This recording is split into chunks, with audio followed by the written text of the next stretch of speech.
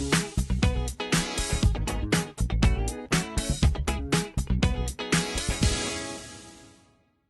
Everyone, आज हम करने जा रहे हैं एक्सरसाइज 11 बी का क्वेश्चन नंबर 2, जिसमें हमारे को एक्स और वाई का जो रिलेशन दिया हुआ है, इनवर्स रिलेशन दिया है या इनडायरेक्ट रिलेशन दिया हुआ है। तो जैसे कि मैंने आपको बताया हुआ है कि जब भी इनवर्स रिलेशन हो या इनडायरेक्ट रिलेशन होता है तो आपको हमेशा याद रखना है क्या फॉर्मूला यूज होगा। x1 multiplied by y1 equal to x2 multiplied by y2। ये फॉर्मूला आपको याद रखना है, ठीक है। चलिए, एंड दूसरी चीज आपको क्या करना है, यहाँ पर जैसे हम मान लेते हैं, इसको हम ये y1 मान लेते हैं, यहाँ x1 और ये हमारा y2 हो गया, ठीक है। तो चलो सॉल्व करते हैं। रिलेशन एज यूजुअल मैंने आपको पहले भी बताया है कि आपको एक रेशियो या एक वैल्यूज का सेट कौन सा यूज करना है, जहां पर x और y दोनों की वैल्यू गिवन हो। तो यहाँ देखिए एक्स और वाई की वैल्यू दोनों गिवन है, 8 और 3। तो चलिए सॉल्व कर लेते हैं। 8 multiplied by 3 is equal to 12 multiplied by y1।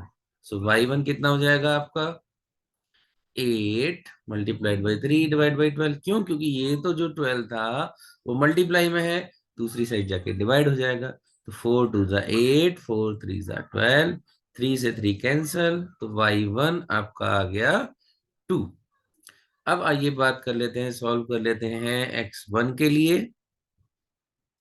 चलिए सॉल्व करते हैं। तो x1 के लिए फिर से वही 8 multiplied by 3 equal to x1 multiplied by 6। So x1 को वहीं रहने देना है, 6 आपका नीचे आ जाएगा। 8 मल्टीप्लाइड बाई 3 डिवाइड बाई 6, 3 1 जा 3, 3 2 जा 6, 2 4 जा 8, यानी कि x1 की वैल्यू कितनी आ गई आपकी, 8। चलिए अब हम सॉल्व कर लेते हैं y2 के लिए। तो जब हम y2 की बात कर रहे हैं तो y2 की बस सॉल्व करो। 8 multiplied by 3 equal to 1 into y2। तो y2 कितना आ गया, 24। ठीक है। चलिए अब हम इसी तरीके से बी पार्ट कर लेते हैं। बी पार्ट में हम वैल्यूज रख लेते हैं। ये हमारा y1 हो गया, ये y2, ये हमारा हो गया x1। ठीक है, चलो सॉल्व करते हैं। मैंने क्या कहा, कौन सी दो पहले वैल्यूज यूज करनी है आपकी, जिनमें x और y की दोनों वैल्यूज गिवन हो। तो यहाँ दिया हुआ है 7 और 20। तो सॉल्व कर लेते हैं। 7 multiplied by 20 equal to 16 multiplied by y1। फिर से सॉल्व करिए तो y1 इज इक्वल टू कितना आ जाएगा, 7 मल्टीप्लाइड बाई 20 डिवाइड बाई 16। 4 4 जा 16, 4 5 जा 20।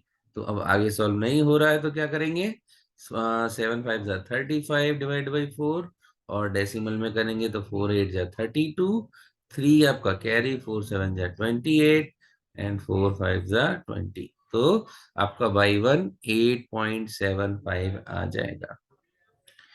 अब हम बात सॉल्व करते हैं बाई टू के लिए। तो बाई टू में भी वही सिर्फ सेम, y बन जाए 5 इंटू आपका y2 कितना आ जाएगा, 7 इंटू 20 के इक्वल। तो y2 क्योंकि ये मल्टीप्लाई में है, दूसरी साइड जाएगा तो डिवाइड, आपका जो है 20 डिवाइड बाई 5, 5 4 जा 7 4 जा 28। चलिए अब हम सॉल्व कर लेते हैं x1 के लिए। तो x1 के लिए सॉल्व करेंगे, क्या होगा, x1 multiplied by 8 equal to 7 multiplied by 20। तो x1 is equal to 7 into 20 divide by 8, 4 2 जा 8 एंड 4 5 जा 20। तो ये आ जाएगा 35 डिवाइड बाई 2 और 17.5। ठीक है। चलो अब हम सी पार्ट कर लेते हैं।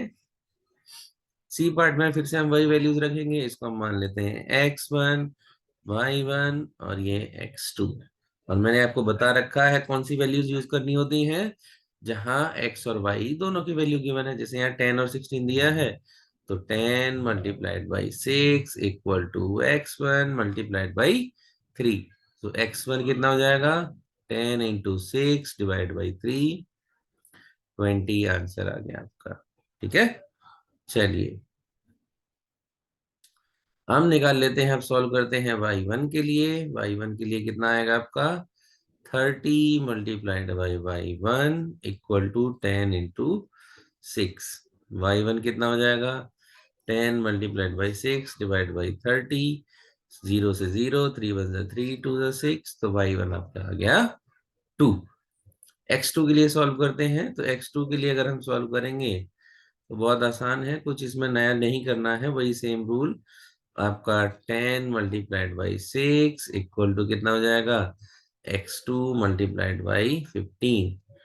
तो x2 is equal to 10 into 6 divide by 15। 5 2 जा 10, 5 3 जा 15, 3 2 जा 6, और ये आ गया 4। चलिए ऑप्शन डी बचा है, तो वो भी जल्दी से कर लेते हैं।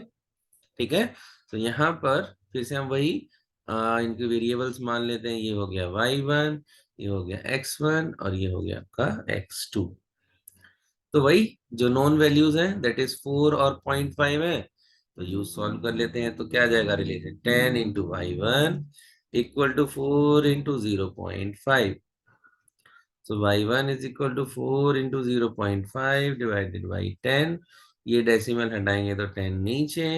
सो कितना आ जाएगा 5 4 जा 20, यानी कि 0.2 आपका y1 आ गया। अब हम सॉल्व कर लेते हैं आपका x1 के लिए। तो कितना जाएगा 5 into x1 equal to 4 into 0.5। x1 is equal to 4 into 0.5 divided by 5। So decimal हटाया तो 10 नीचे, 0.4 आपका आंसर आ गया। चलिए अब सॉल्व कर लेते हैं किसके लिए, आपका लास्ट x2 के लिए सॉल्व करेंगे। तो वही फिर से 4 into 0.5 equal to 8 into x2। So x2 कितना हो जाएगा 4 इंटू 0.5 डिवाइडेड बाई 8। 4 वन जा 4, 2 जा 8। अब ये एक नीचे आ जाएगा 0। सो कितना आ जाएगा 2.5 डिवाइड बाई 10, और कह सकते हैं 0.25 आपका आंसर।